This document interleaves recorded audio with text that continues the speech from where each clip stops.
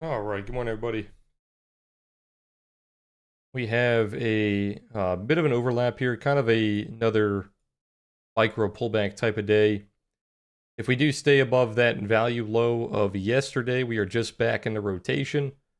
It goes back to like 71, 90, back to that weekly open. We're kind of hanging out around that POC of yesterday for now, so no real significant momentum in one direction, but it does have a slight bullish bias, obviously, because we are staying above that value.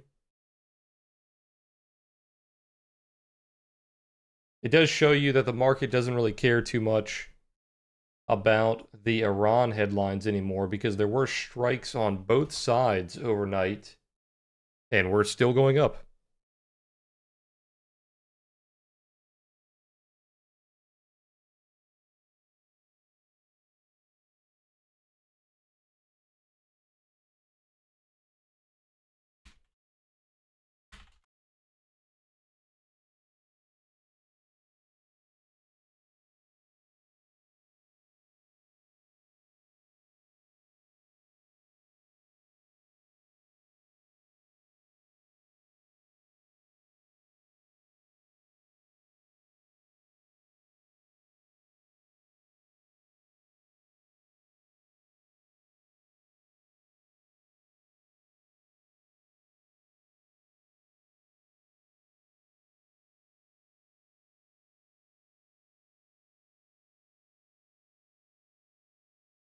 All right, sorry, I was writing up the trade plan here. So basically exactly what I just said. Just look for rotations until we break below and hold below that value low of yesterday. For now, we are retracing above it, so we are slightly bullish. That retrace is nearly complete on NASDAQ, so we do have to raise our level here to that 923. And then we'll just raise these one level, so that would be 28,178. And then that would be 28,382.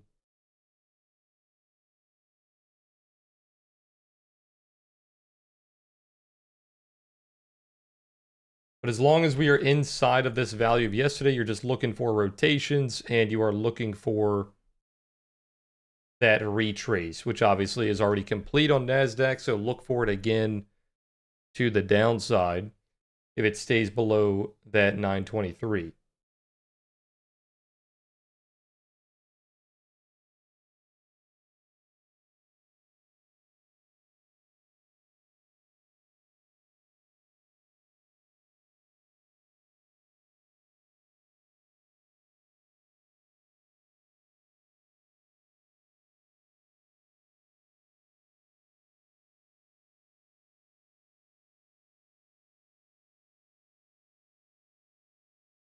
We are back into that kind of same area where the FOMC was. We're right on that FOMC low. That initial 5-minute range.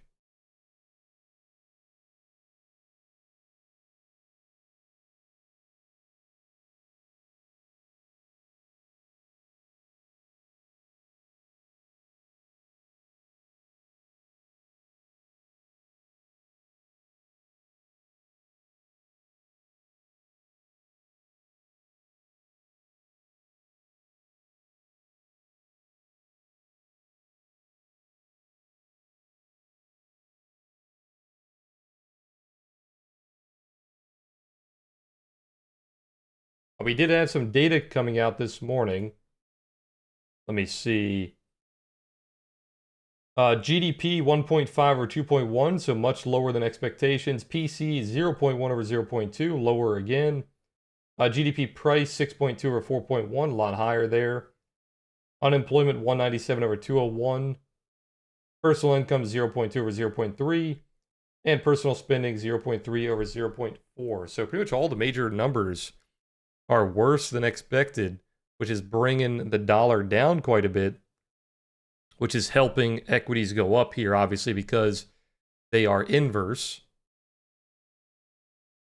But yeah, dollar taking a little bit of a hit since the FOMC here.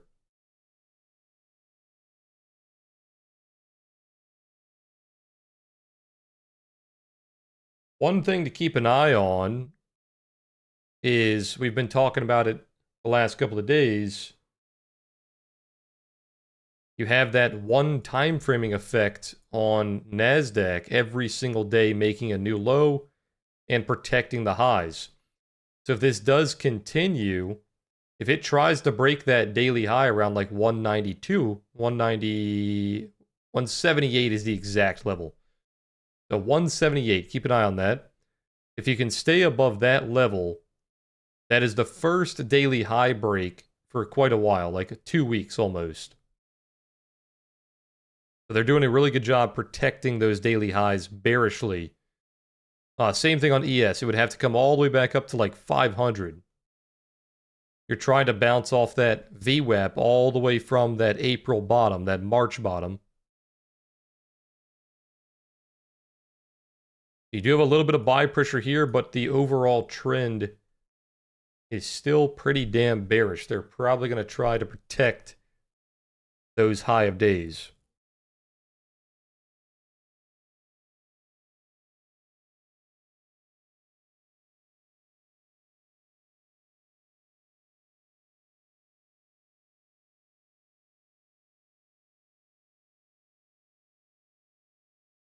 Good morning, everybody. Good morning, Future. Good morning, Scott. Good morning, Mick, ATF, Luis. Good morning, Stream. Good morning, Scott, Julio, AT. Joan, Music, Flory, Vivian, Larry, Orion. Good morning, Ike. Good morning, Ray, eBay. Good morning, Fernando. Good morning, Blood, Roma. Good morning, Lubomir, Tamer, Sebastian. Good morning, Karini. Good morning, Leslie, Joseph. Good morning, Boat. Appreciate you guys being here.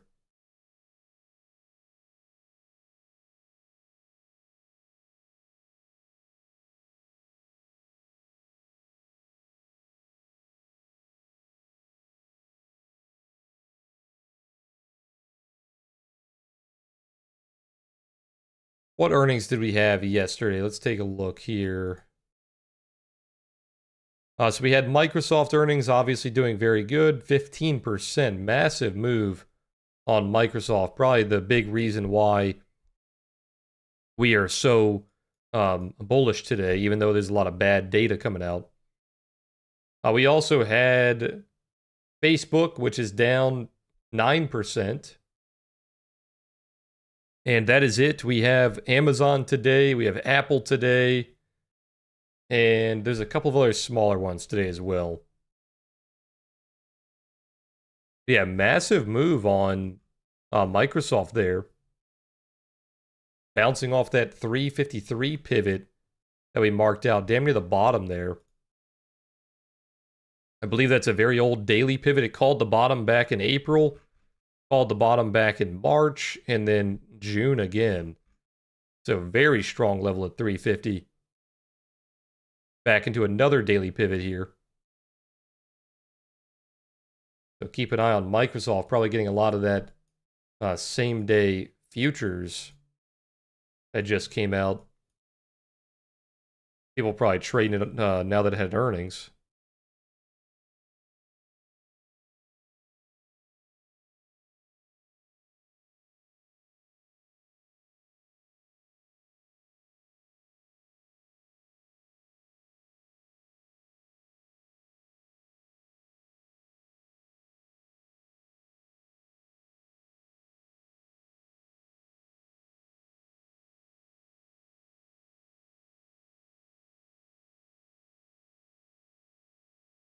We are trying to trade back into that initial FOMC move, but it is holding below it for now. You are doing a good job respecting this 1 minute trail. You have 6 different dips being bought. You have 2 there and then 4 here. Same thing on the 5 minute. A lot of dips being bought on the 5 minutes. So the trend is definitely stable for now. I would say it's getting a little bit weaker. You can see that momentum coming down quite a bit.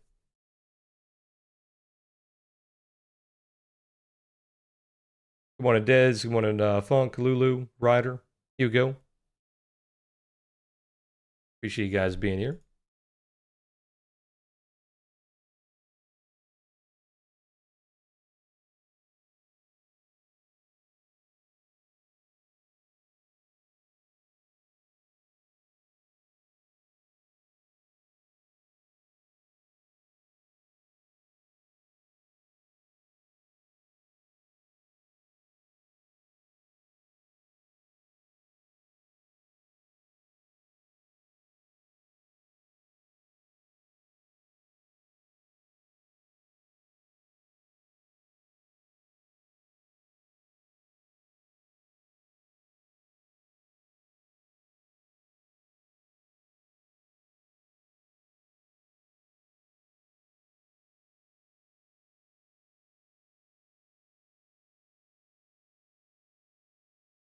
Okay, there's that momentum failing, so we're starting to lose that trend a little bit.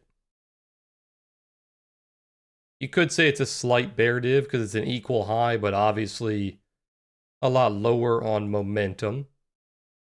We did lock in that daily trail flip, so that's not looking too good. Weekly trail around 250. Losing that is pretty bad.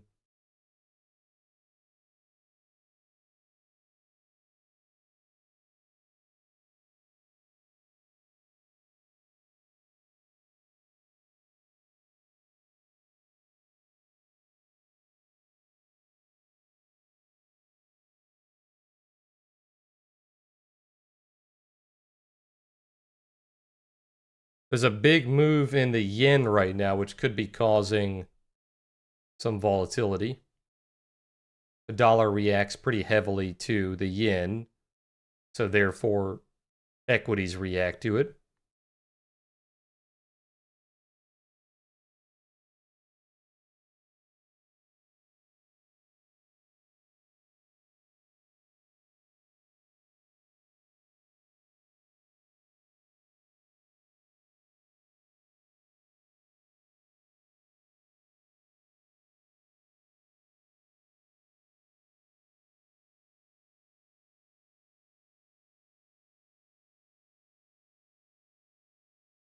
Yeah, look at this.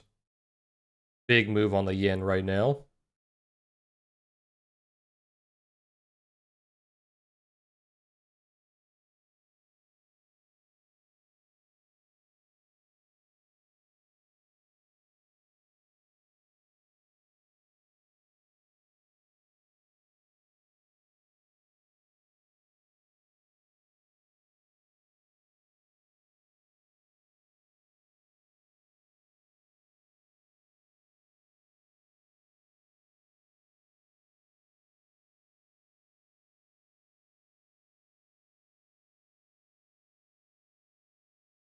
Yeah, you have two very positive things right now for the market. You have Microsoft absolutely killing earnings, doing really good, 15% gain. And then you have the dollar coming down quite a bit. But everything else, all the data we had, you can say like the Iran strikes as well, all that stuff is pretty bearish.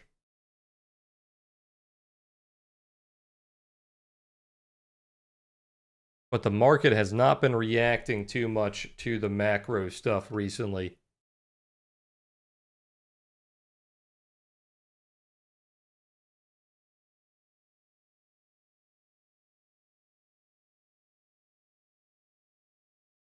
That is the largest one-day gain on Microsoft since COVID.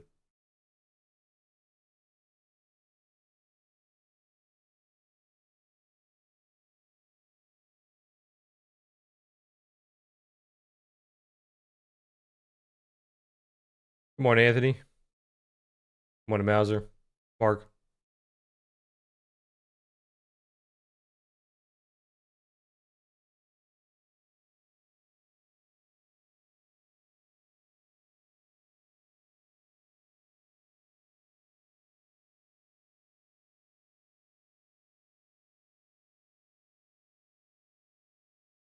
We have more earnings coming in later today, and then we have a lot of data tomorrow with the close of the month tomorrow as well. So still have a lot going on, even though FOMC is over.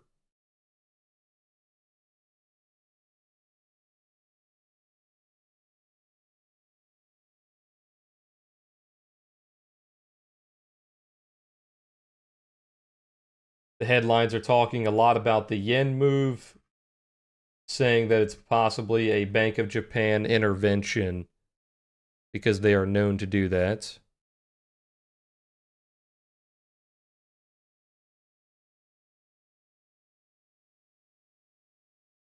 If we stay above this FOMC low, look for the FOMC rotation back to that 52 area.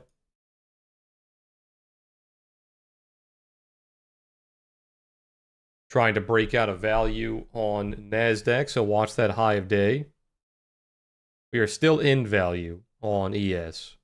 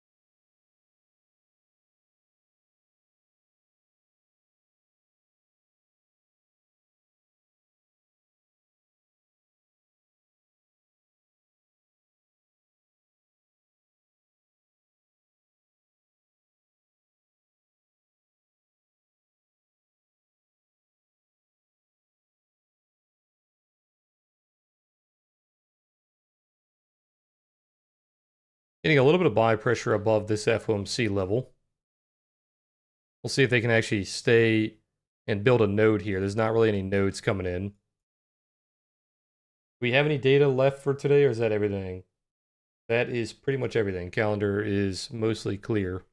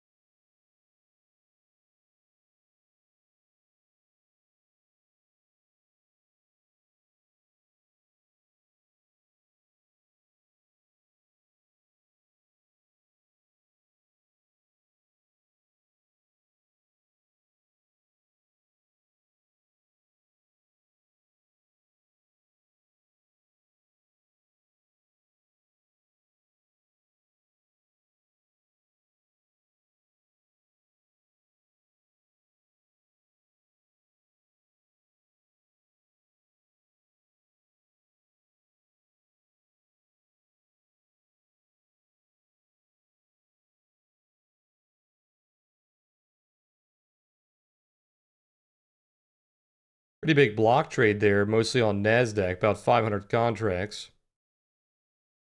And there you go. Now there are block trades coming in on ES as well.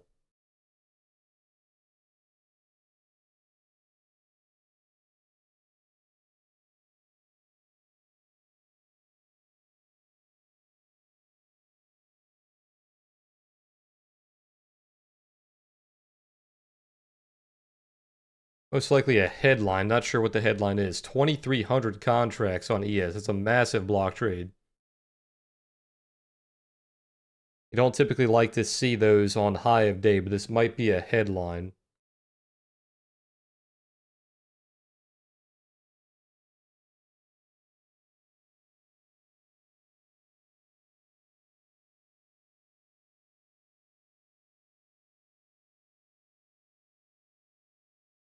I don't see any major headlines. I see some headlines from the Shell CEO talking about gas and LNG and stuff like that.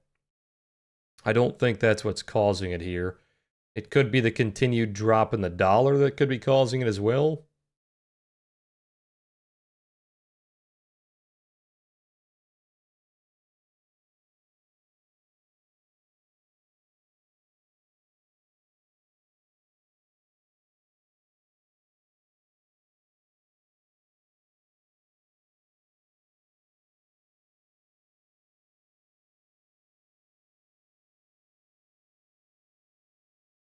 Still not seeing anything. You are seeing that sell-off from the block trade. Like I said, we don't typically like to see these on highs.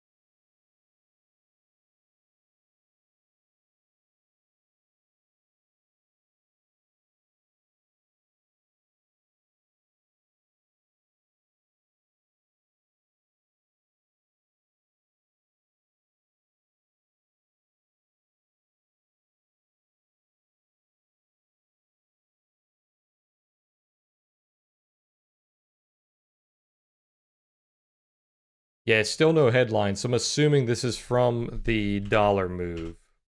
It is a pretty big move.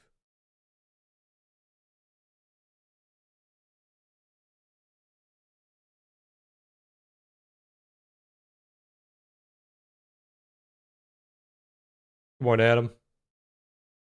Yeah, Tamer, lowering your size in this type of market definitely helps a lot, for sure. Trading the smaller contracts.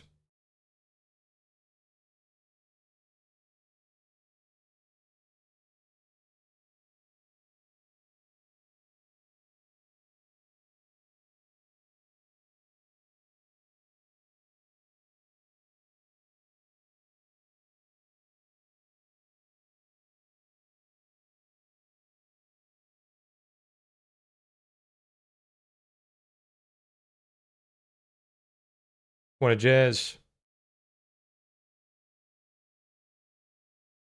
Good morning, T. You said the overnight gave us a perfect retrace of the FOMC levels. Yeah, retrace of most of the FOMC, 52 for the opening range here. Dollar still nuking. Big move on the dollar.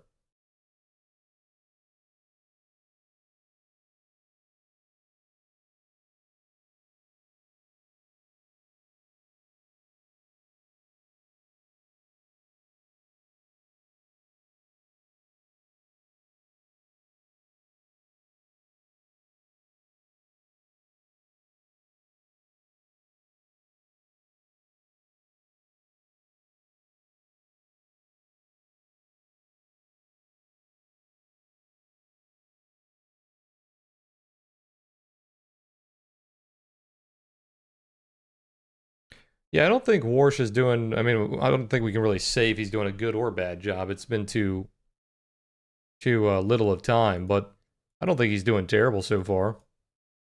I think at the bare minimum, he's doing pretty good on the press conferences.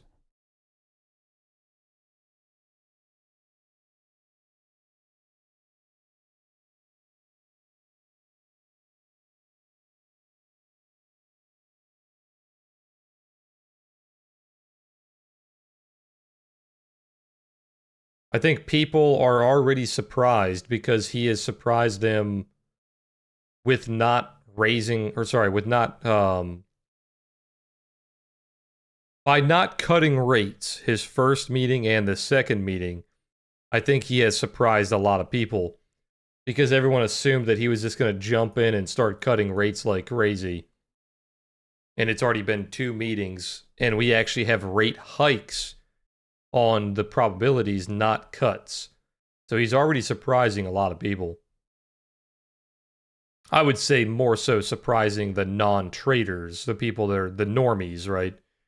He's not surprising the traders very much. The traders kind of understood what was going on.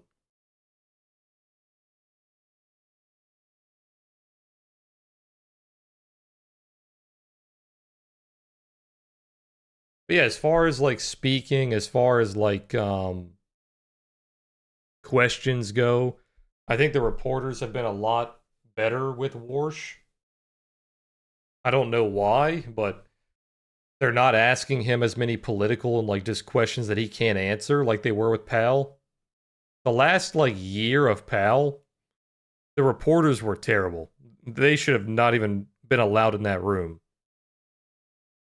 They should have replaced like half of those reporters. They were just wasting our time for like a year. Asking him all kinds of questions about Trump, about like the building, about just random shit. They were asking about COVID. They were asking about like immigration stuff. It's like, this guy's not the president.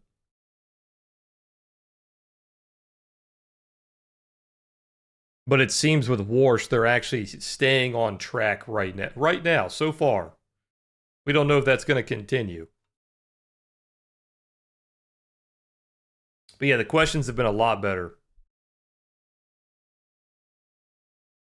The dollar is still nuking here. The Japanese yen intervention, well, we don't know if it's an intervention just yet, but we're guessing it is.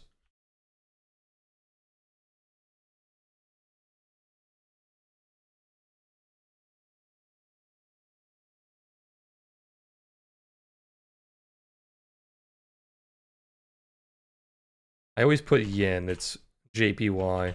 There we go.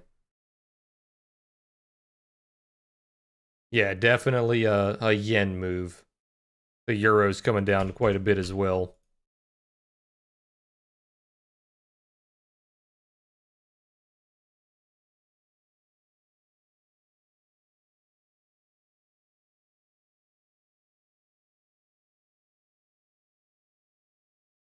No headlines to confirm what is going on in the yen market right now.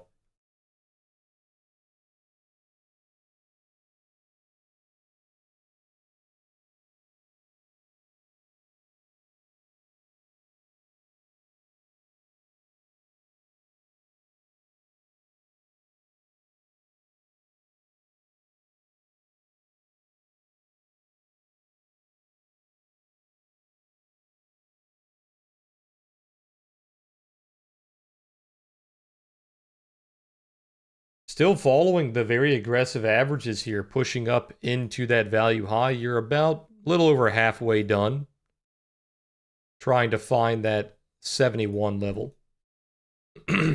NASDAQ obviously already completing that, and here's a big level for NQ.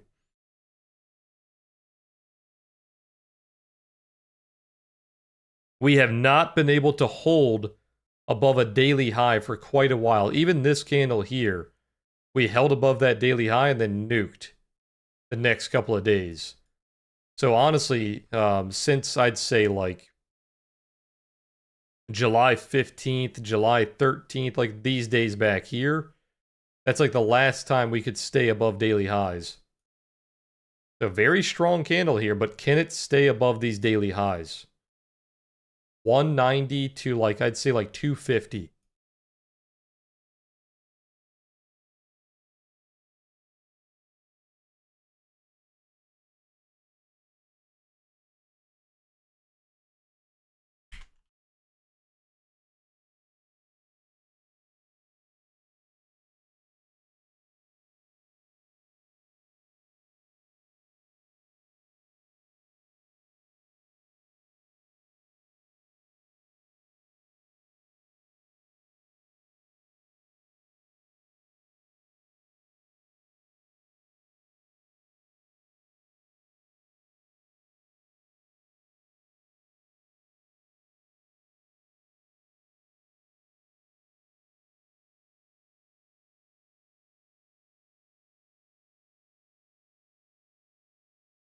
Keep an eye on the dollar, guys. We are nearly a 1-to-1 correlation right now.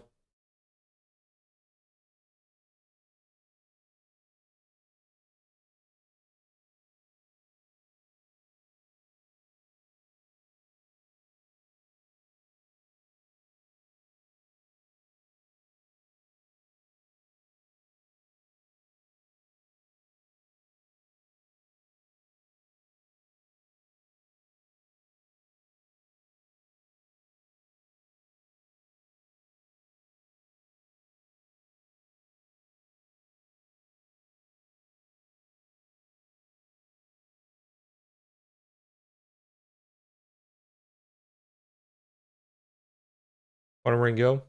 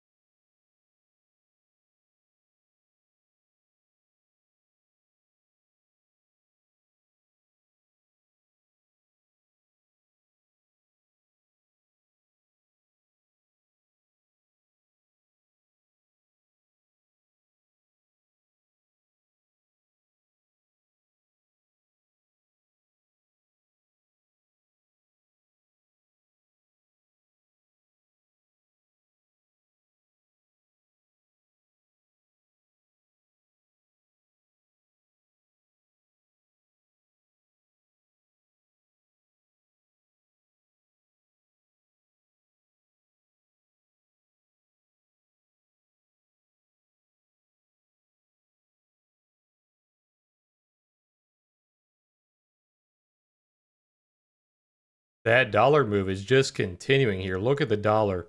You can't really tell how big it is on a 1 minute, but look at the higher time frames.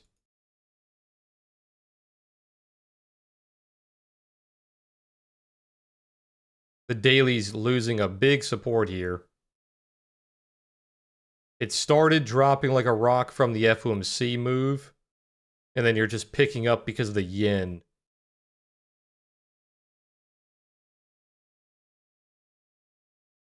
We have not seen a dollar correlation like this in quite a while. So this is a very macro move here. The big boys are definitely waking up to this correlation. Dollar dropping, equities going up.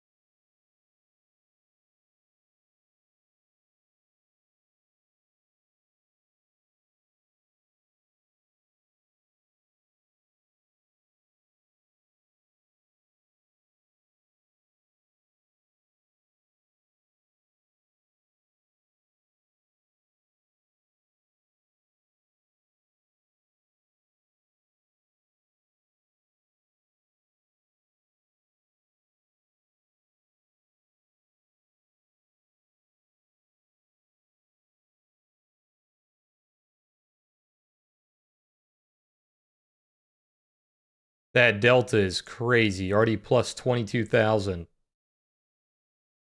And it's mostly from the open. It was already up a little bit. It was up to like 8,000.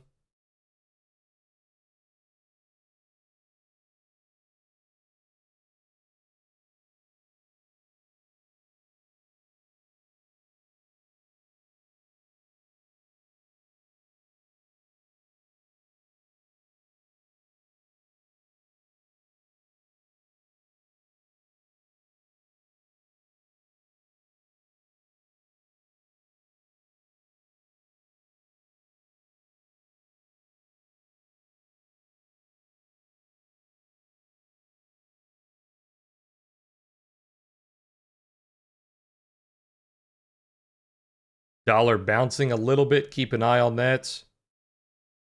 If that does continue, this move is mostly driven by the dollar. I'd say a little bit of tech like Microsoft, obviously, with the earnings, but it's mostly the dollar. So if that bounce gets very strong, the sellers are going to come in very quickly.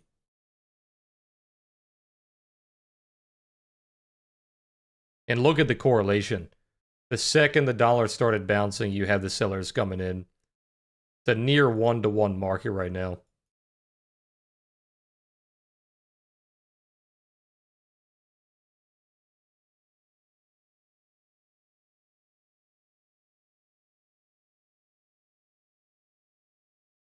Yeah, so this move here, where it started ramping up, that's at 9:36 in the morning. The bottom right here is at 9:40. So it's about 4 minutes delayed.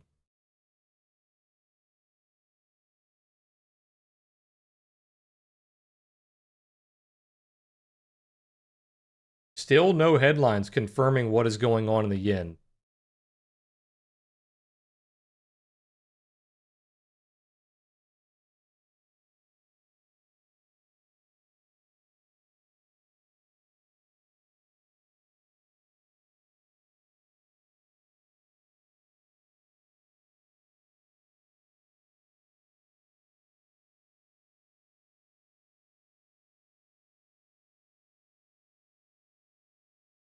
This is the largest move in the dollar in quite a while. Probably since June 17th here.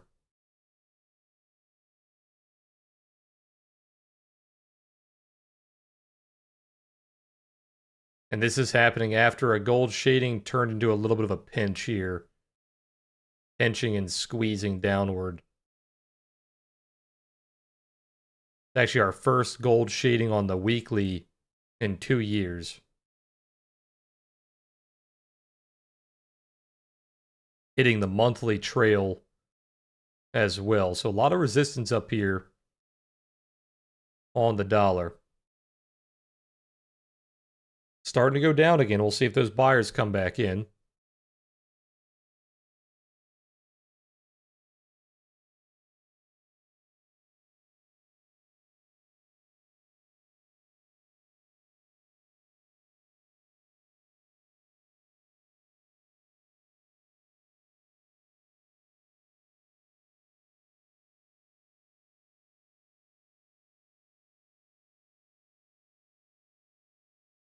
NASDAQ still struggling to stay above that daily. So look at the daily here.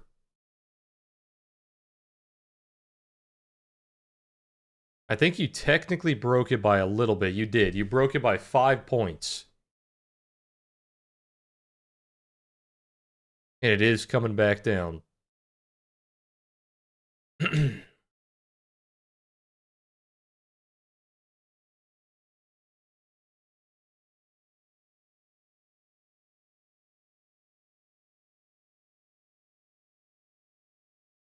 You're seeing that wave pattern on the Momo where it like waves back up, sells, waves back up, sells. Very strong sells here. Like a sine wave.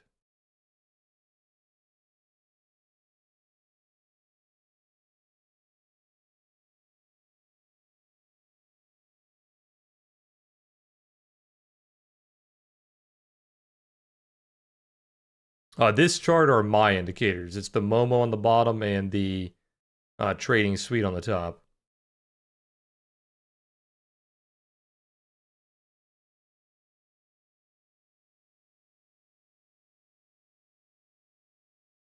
And look at the reaction again. So dollar's coming down. It's a couple minutes delayed on ES, but it is reacting.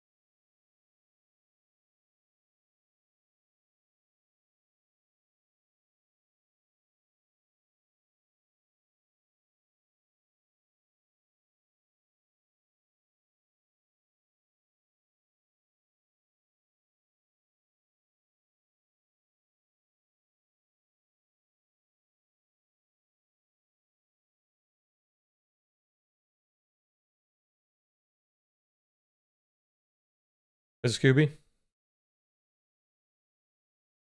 Still seeing that sell pressure on the dollar. I think it's getting a little bit weaker, but it's still there.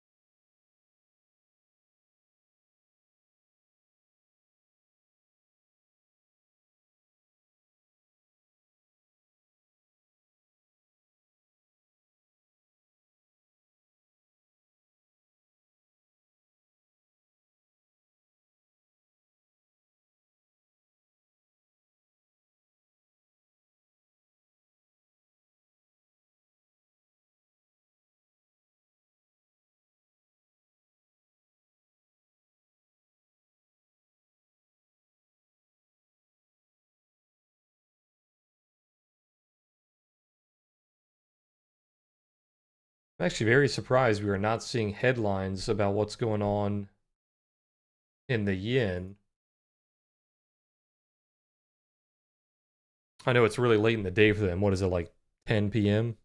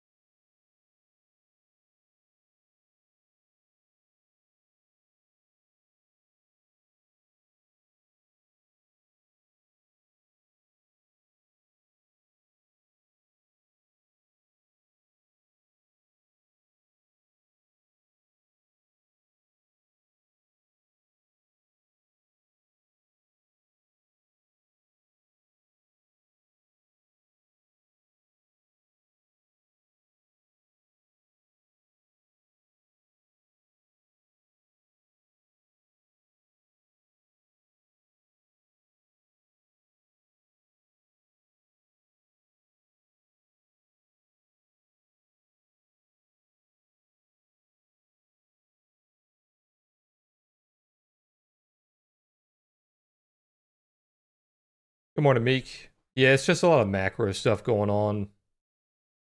We already had a lot of macro stuff on our plates, and then we got something that was unexpected with the yen move. Dollar breaching a big level here, that 100 level.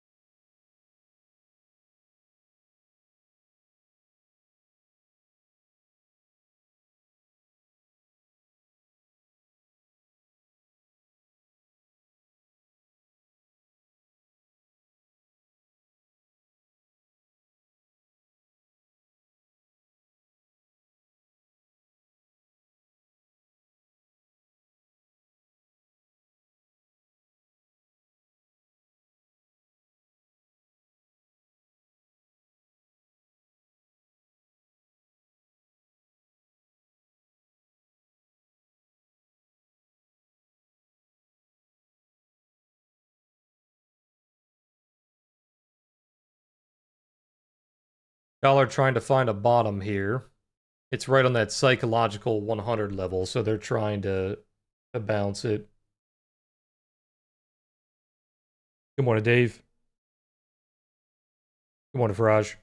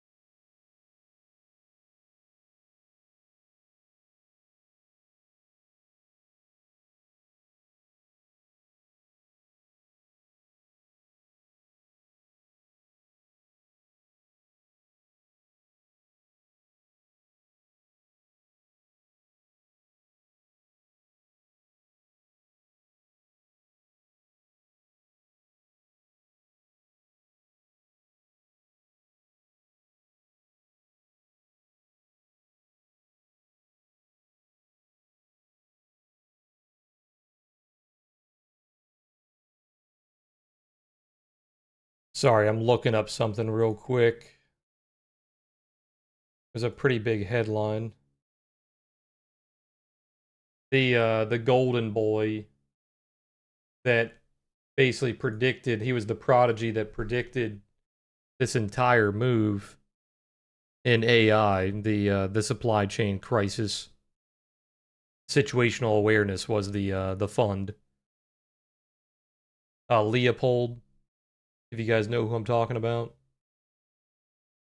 Supposedly the fund is like liquidating right now, like they're getting completely capitulated.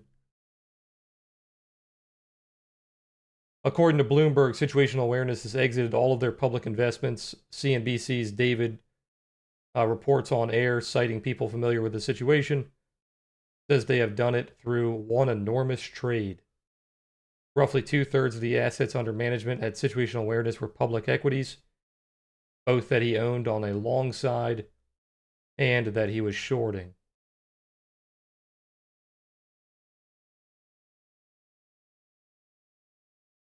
Could be a big chunk of that sell-off on the bubble companies was him liquidating.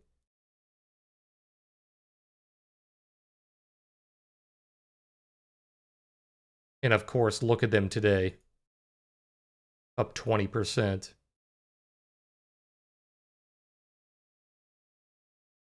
Nothing like a capitulation at the bottom.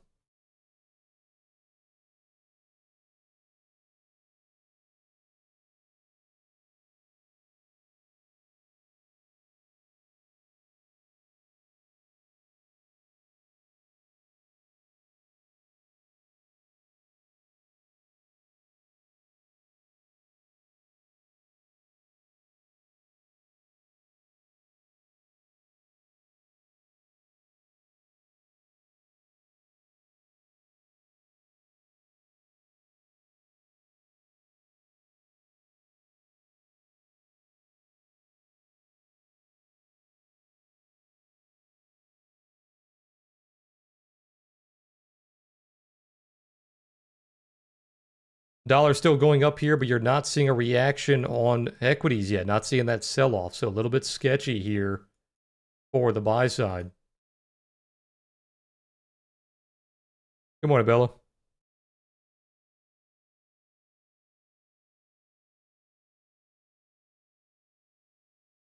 Yeah, bet. I was a big fan until Endgame, and then after that, they kind of fell off really hard. I thought Multiverse of Madness wasn't that bad. I thought WandaVision was pretty good. I thought Loki was pretty good. That was about it.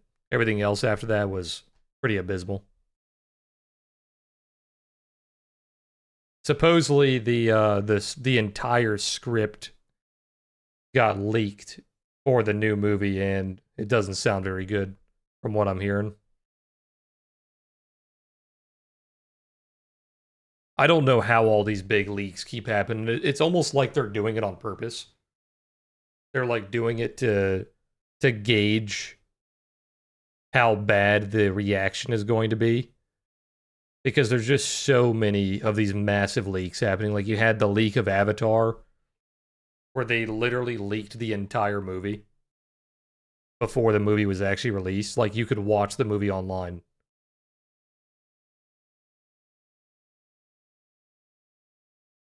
But yeah, I'm guessing some of these leaks are just them purposely leaking it to see what the damage is going to be. Like I think Doomsday, that was probably an internal leak. They're like, all right, let's see how bad it's going to be. And supposedly I don't look at leaks usually, so I don't really know. I don't like spoilers, but supposedly from the people that have seen it, it doesn't sound very good.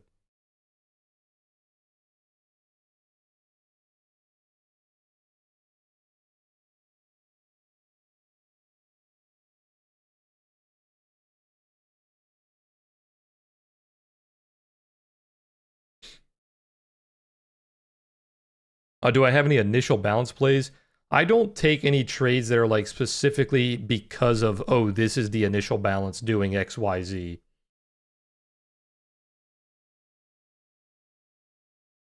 It usually overlaps with all the stuff I'm doing anyway. It overlaps with like the profiles and how they're changing, the difference between the pre-market and the current profile, the cash profile, all that stuff. The ideas just completely overlap. So I'm kind of doing it already. I just don't take any trades because of like, oh, this is the initial balance high doing this.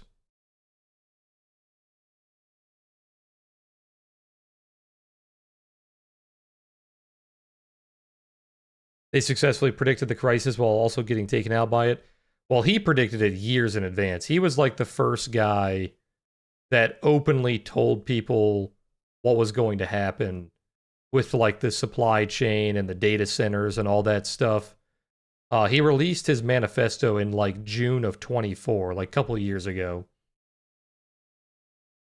Back when the only real sign of what was happening at that time was like the the NVIDIA spike, right? So back in like, where was it? Like in this area. So like the obviously the signs were there. NVIDIA was already pumping up. A couple of other tech companies were already pumping up. But like the massive explosion afterwards, that's kind of where he made all his money. But looks like he was a little bit over leveraged and he could not hold on for the move down here.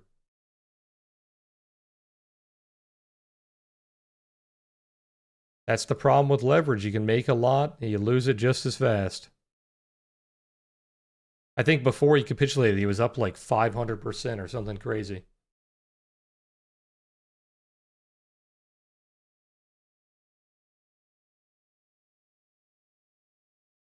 It's almost the exact same thing that happened with Kathy. With the ARK funds that nobody talks about anymore. She predicted like that little bit of a move. Mostly in like Tesla and the other companies.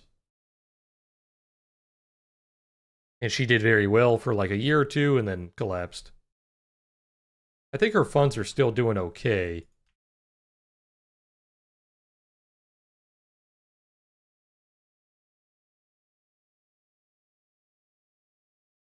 Yeah, they're still doing all right. They're just kind of sideways. Yeah, the queen of COVID, exactly. Yeah, she did very well during COVID.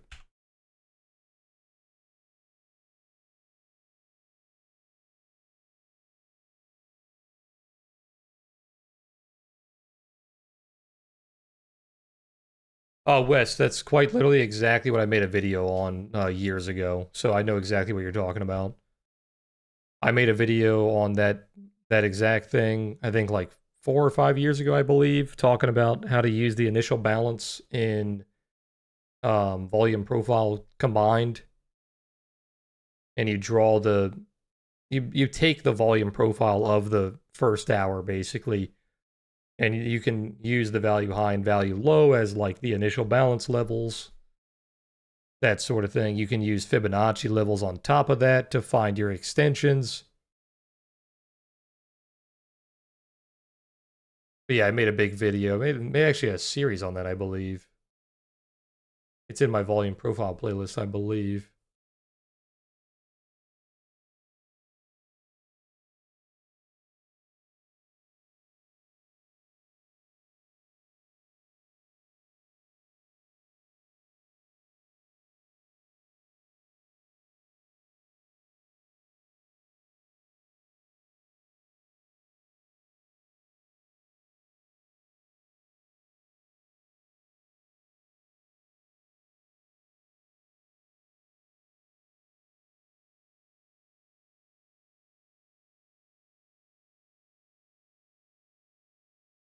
Yeah, I'm not sure exactly what the video is called because it was so long ago.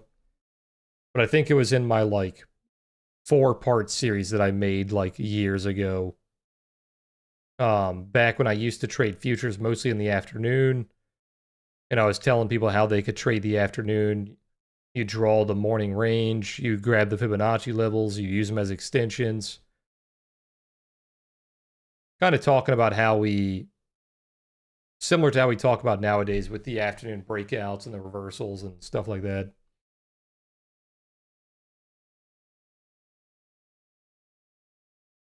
It's just another way of finding the levels instead of just using the very basic initial balance levels.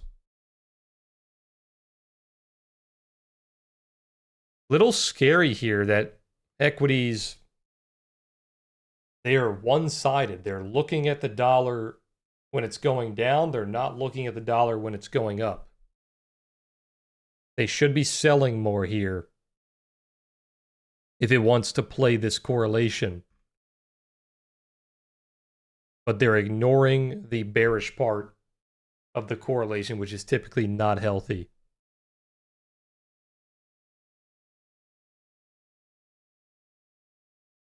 Yeah, WandaVision was very good, Jazz. You would like Loki, I think. If you liked WandaVision, you'll like Loki. They have a similar vibe. They both have that like old school Marvel vibe instead of their new slop. They're just doing like superhero slop now. Like everything past Endgame, for the most part, is just slop.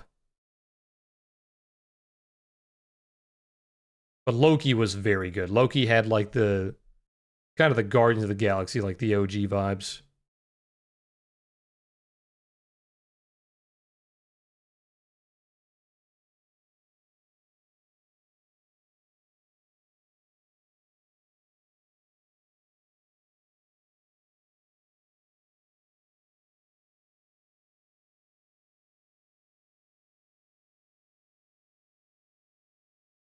I didn't think Thunderbolts was that bad. It wasn't very good, but I don't think it was as bad as people thought it was. I feel the same way about Multiverse of Madness. I don't think it's as bad as people think. But like everything else is pretty bad.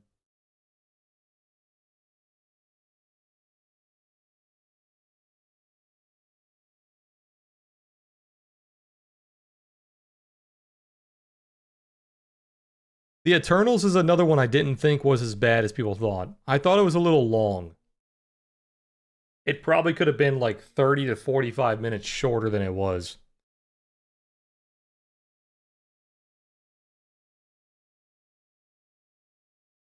But I thought the visuals were good, the fight scenes were cool. I thought the acting was good. Like all the characters were pretty solid. The plot was a little basic, a little boring. I just thought it was a little too long, kind of dragged on.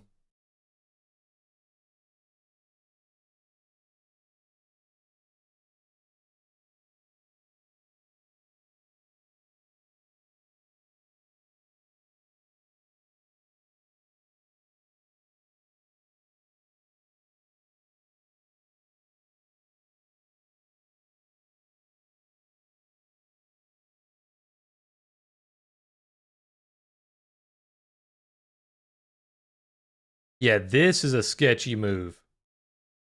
They're finishing the FOMC retrace, but they're ignoring the dollar going up when it was a 1-to-1 correlation when it was going down. When you only lean on one side of a correlation, it makes the other side very sketchy.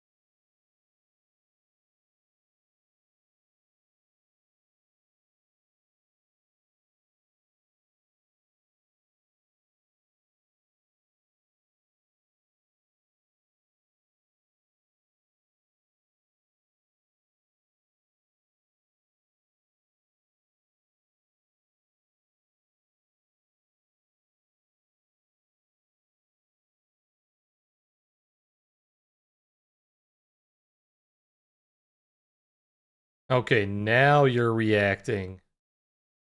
Getting that sell pressure again.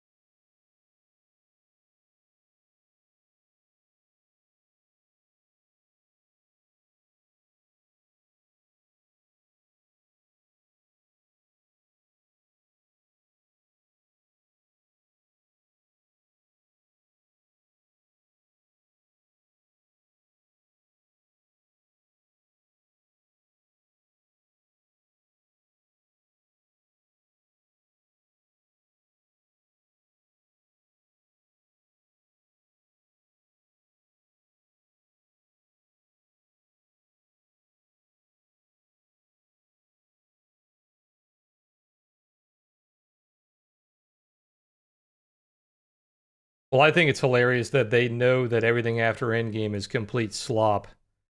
So they're basically just acting like none of it existed, none of it happened. I think they're only taking like Loki and then like a couple of other small things from post Endgame. Everything else, they're basically just pretending like it didn't exist.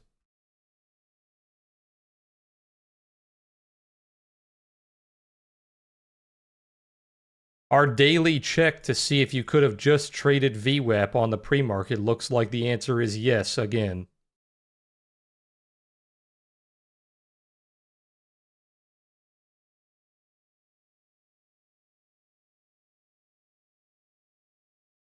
You guys in the Asian and London hours, you basically just have to watch a VWAP and that's it. Get a bull flag and a VWAP there. Couple of bear flags here.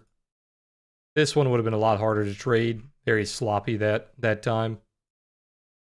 Bit more of a trap on that one. This one, same thing. Didn't respect it too much. Bit more of a trap. That one's a lot easier. Nowhere near VWAP right now. If it loses this VWAP, maybe. Back down to 407. Yeah, getting a little bit of a reaction on the dollar here. Going back up.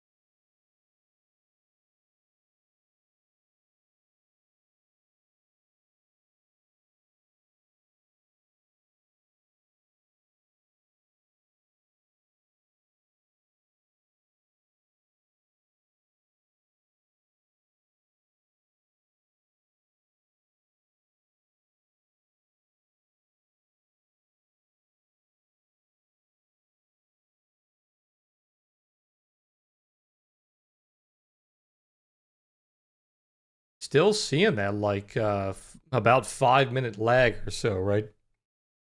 Where the dollar moves and then the equities follow about 5 minutes later. This one probably even more than 5 minutes.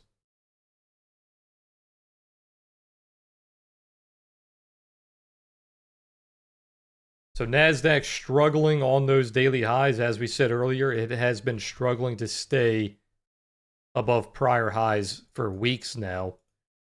And you are failing to finish this auction here. This is an incomplete auction. Very early to say, but if it ends the day like this, that will be an incomplete auction. Whatever's left open will create a lower high and shift our momentum back down. The only exception is looking for it to fill in right away at the open. Like if we open up here, you can look for that immediate fill in. But yeah, that's getting way too far ahead. We'll talk about that in the afternoon.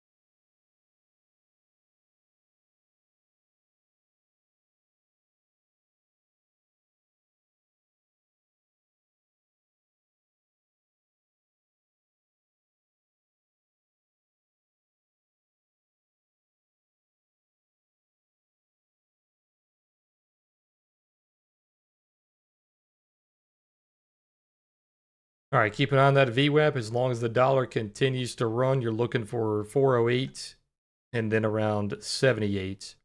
It's the session VWAP on ES, but it's the daily VWAP on NQ.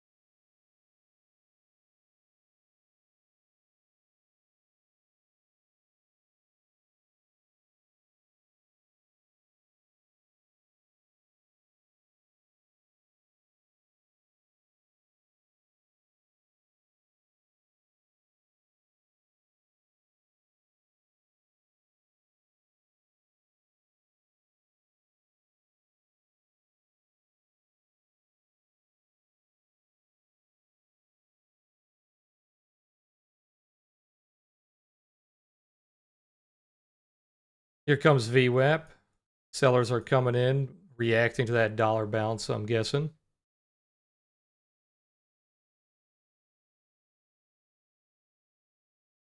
Yeah, you can kind of consider that a rollover top. It's not perfect. It's mostly on a 30 minute. The 1 minute's more of just kind of like a normal sweep. But yeah, top doji, sweeping the high, and then lower high here, putting in a lower node. The big thing with this whole move is the dollar started bouncing, so you kind of had an idea that the sellers should be coming in.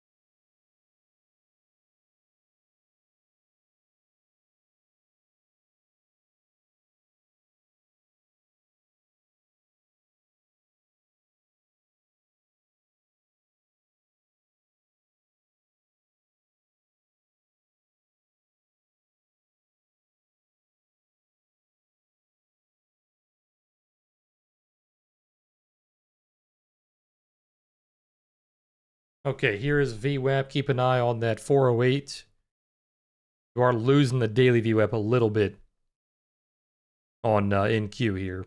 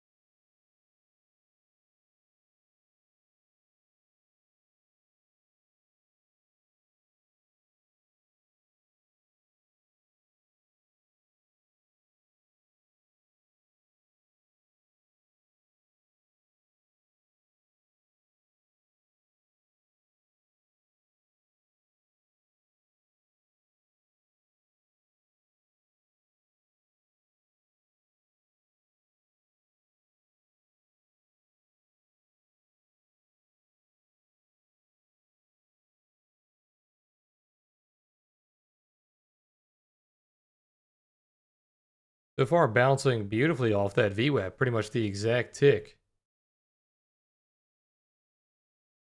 Dollar's not going up anymore, so the buyers are a little bit safe. Pretty flat right now.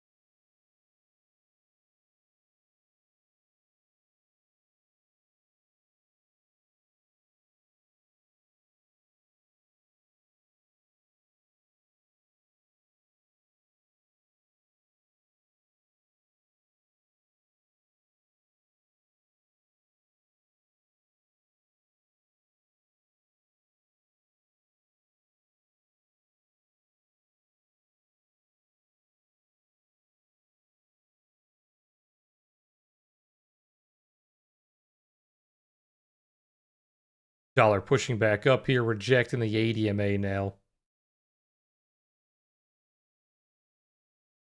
So this is what we were talking about a couple days ago, whenever we were talking about it. That's the first point of failure. Like when you have a VWAP trade or a rollover top trade or whatever your trade is, there's always like a first point of failure. Like where can it fail immediately where the trade just kind of dies?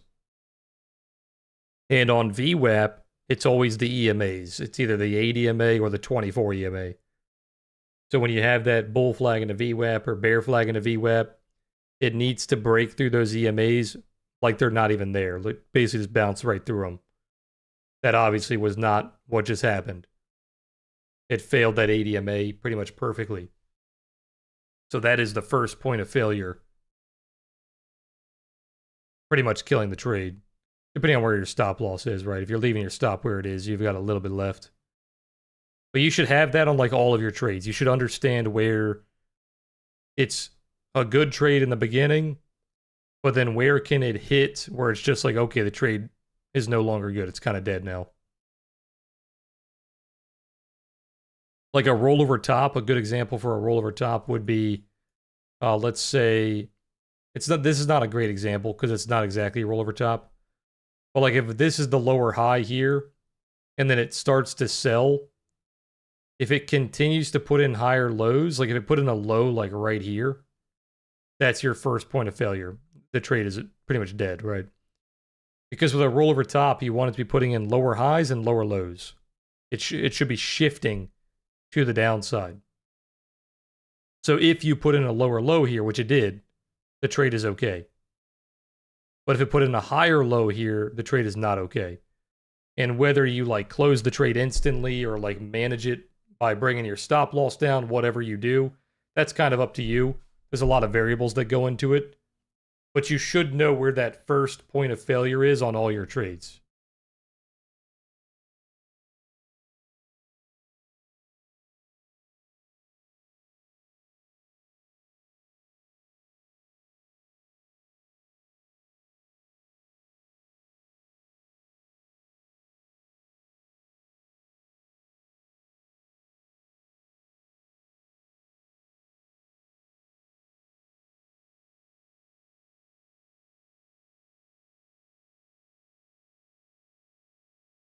No, Rue, I don't really have stats on that. They're just kind of like, they're almost like single prints in a way.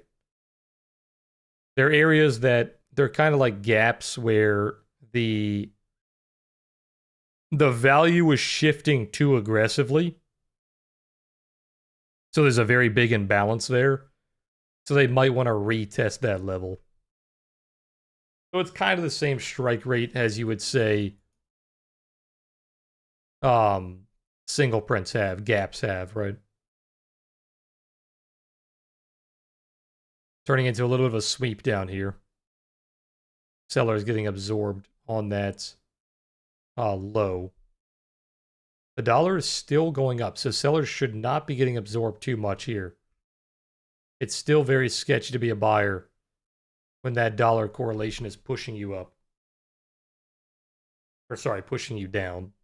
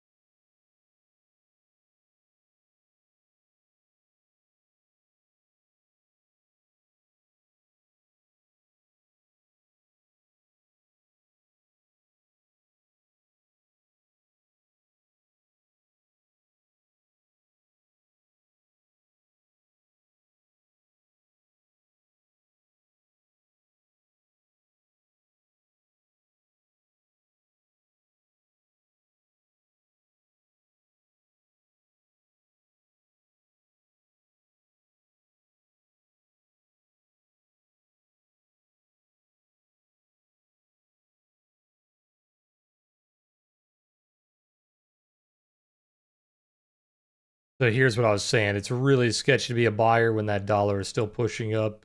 Sellers are still strong here.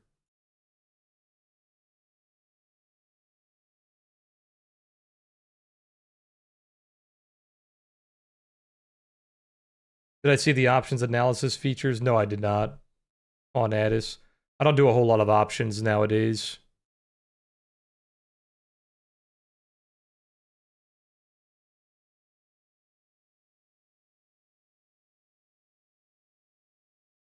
Yeah, I'm sure they'll start adding like the gamma level stuff because that's what people just keep talking about nowadays.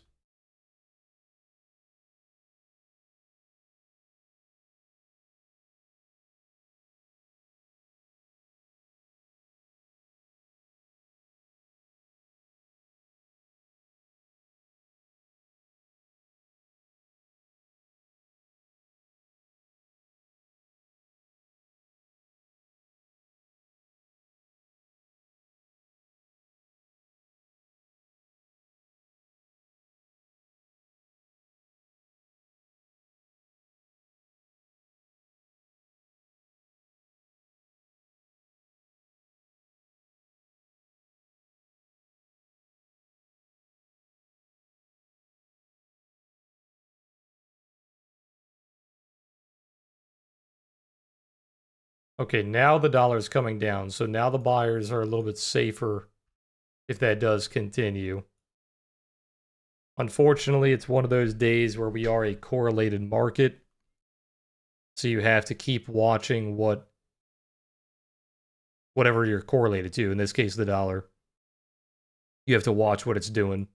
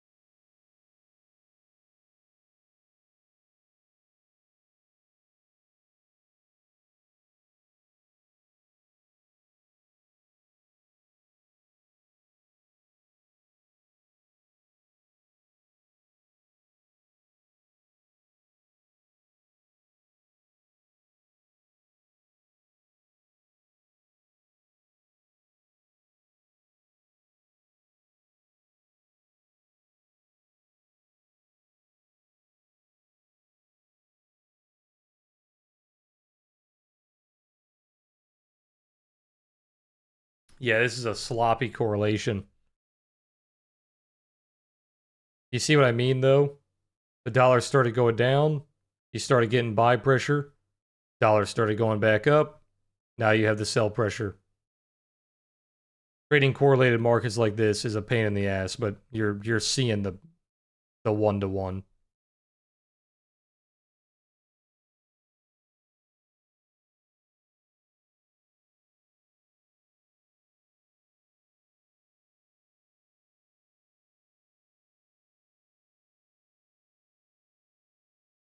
Hey, Ava, I appreciate you joining the membership on YouTube. Thank you. I appreciate that.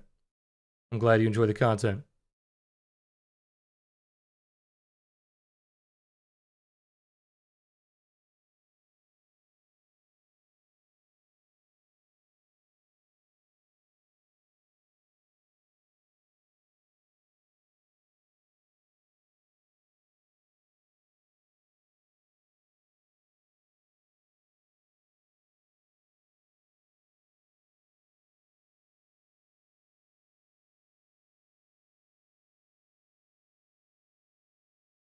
It's a good example we talk about with match candles, where you have a very strong candle, but then you have the exact candle right after it to the other side.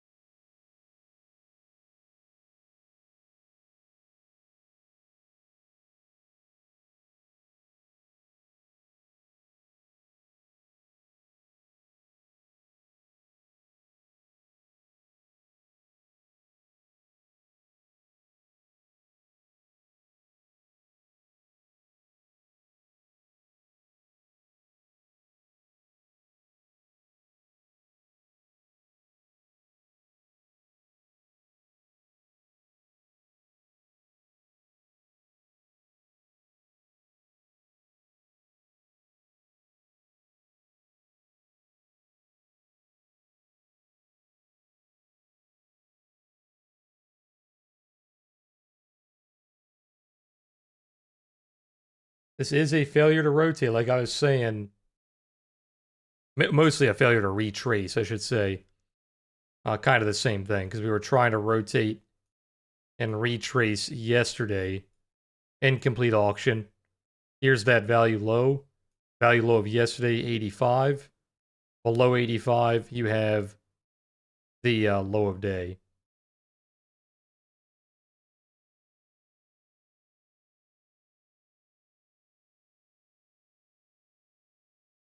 Wow, look at that. That is a crazy heat map.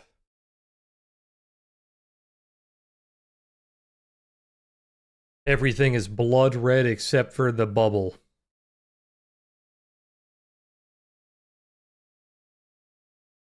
And that's probably due to the Microsoft earnings. Massive earnings. Pushing Microsoft up.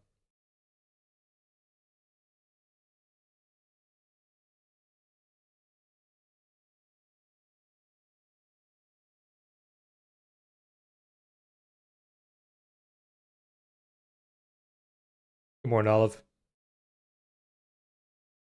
Be very careful trading right now, guys. It is very choppy because we're not really doing our own thing.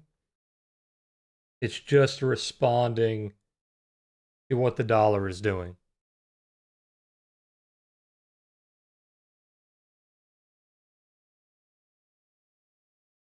The problem with the dollar correlation is that's where the big boys play, right? So you're getting a lot of big action, a lot of block trades, etc.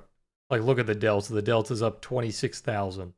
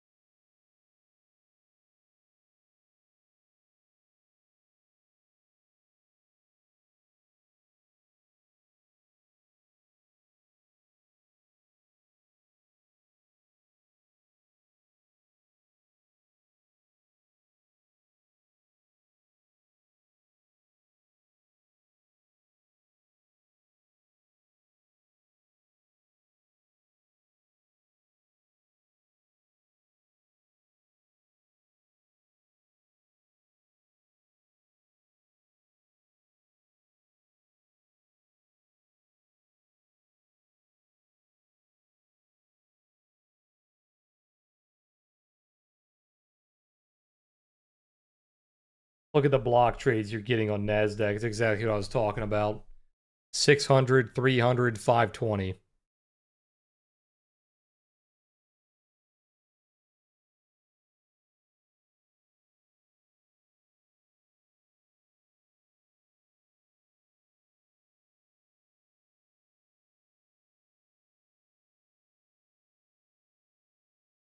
Big traders are probably more active now than during the FOMC.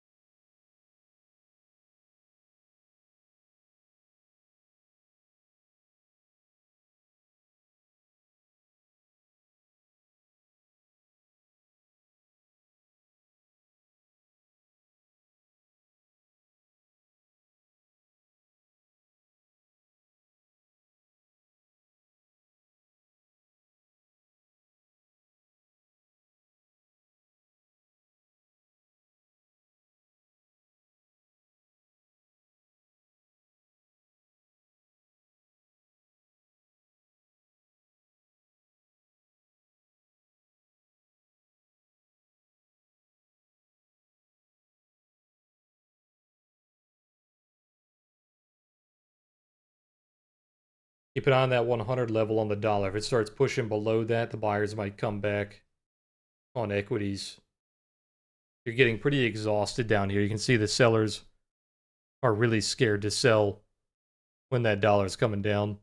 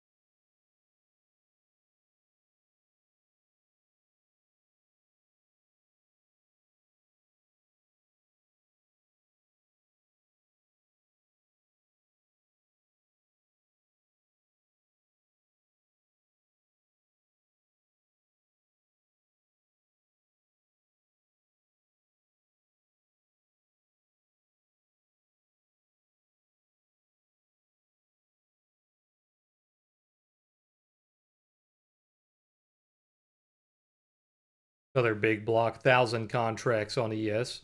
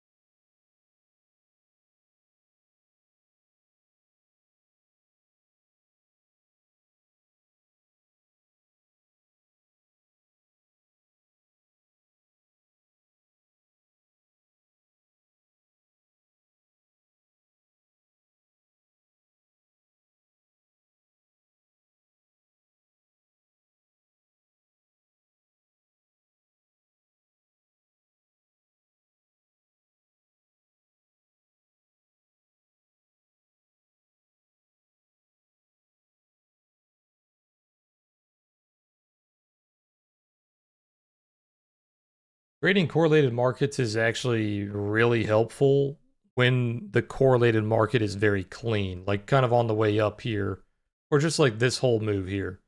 Like this was pretty clean. But when the correlated asset is chopping, that is pretty rough. And that's kind of what's happening right now. It can't decide which way that correlation is going.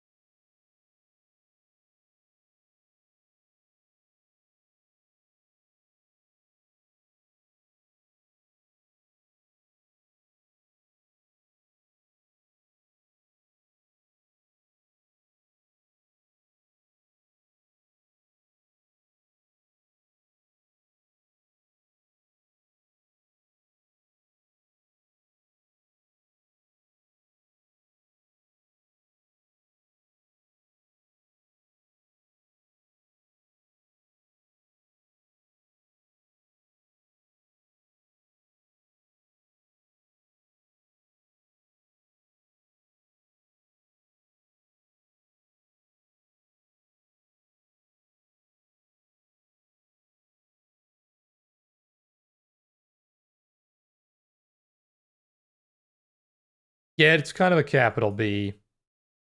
It's not the cleanest capital B because typically you want the middle to be kind of like a single print or just like very low volume. It is lower volume than the nodes, but I wouldn't say it's like very low volume. Like I wouldn't look at this middle here and say that it needs to be retested.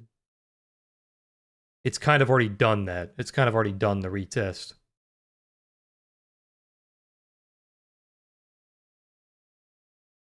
So the benefit of a capital B that has a very low volume center is you can almost guarantee that it's going to get retested at some point during the day. But this has already been kind of filled in twice. You went up and then you went back down. Because you remember we started out with our node down here. Then we pushed up. This was actually the second node. So then technically the middle was lower volume. Then we filled it back in on the way down. So we don't need to fill it in again, is kind of my point. The first node, second node, back to the first node, which means we filled in the middle. And this is where market profile helps a little bit because you can see A, B, C, D. You can see where it went and then where it is now. So you opened up down here, built up a little bit, shot up. Here's the B session. Then the C session, shot down, Then the D session shot down. So we know that it kind of zigzagged. It went up and then went back down.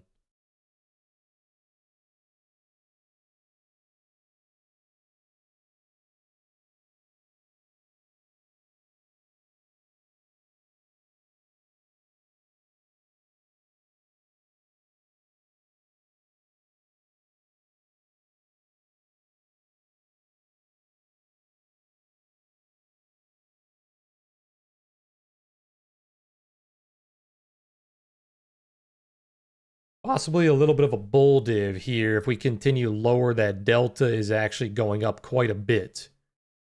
It is definitely skewed because of the block trades.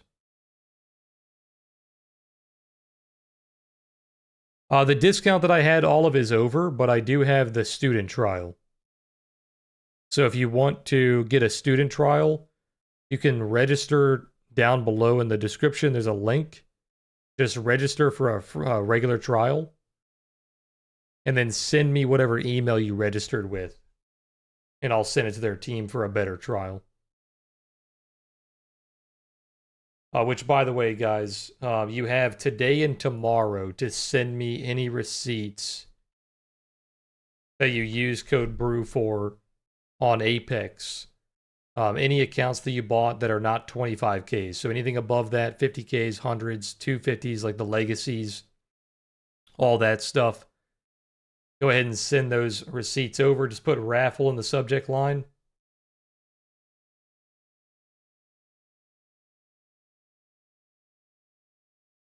And be sure to send those over before Saturday. I'm going to be pulling our raffle winners on Saturday or Sunday. Just make sure that I can see the account size, the date you purchased it, and the invoice number, like the receipt number. It's not going to say the promo code. Just make sure I can see those three things. And I'll turn them into raffle tickets. I'll pull the winners. And you'll hear back from me on like Saturday or Sunday. But all right, guys, on that note, I'm going to call it there. Be very careful trading today, guys. We are a correlated market right now. It is nearly 1-to-1 with the dollar in a negative way, in an inverse way, you would say, right? So keep an eye on the dollar. DXY is the ticker if you guys want to watch it. If the dollar continues to go up, sellers are stronger. If the dollar goes down, buyers are stronger. For NASDAQ, if we try to push higher today, just remember that it has been protecting its daily highs every single day for like weeks now. It is very hard to stay above the daily highs on both ES and NASDAQ. So if it does try to stay above a daily high, it needs to be very obvious. It needs to have a lot of momentum, a lot of delta, a lot of volume. It can't just be these like exhausted small moves. They're just going to come back. Okay. Other than that, trade plan is pretty much the same. Our targets are still the same. So keep an eye on that. If you guys are in Discord, I'll be there for the rest of the day. If you guys are not in Discord, enjoy the rest of your day. I will see you guys tomorrow. If you guys like the stream, hit that like button. Be sure to subscribe. We are very close to 25,000 subs. If you guys are new here, if you guys enjoy the content, be sure to subscribe. I stream Monday through Friday, 5 days a week. Typically start around 9:30 in the morning. A lot of delta coming in here. Just keep an eye on those block trades. You have a lot of action from the big boys because of that correlation. They love the correlation with the dollar. It's like their favorite correlation. So when these markets are tied together, you see a ton of macro, like big boy action. And you're seeing that. Plus 30K delta already. So like I said, keep the dollar on your monitor. Keep an eye on it. But all right, guys, I'll see you in Discord. Peace, everybody.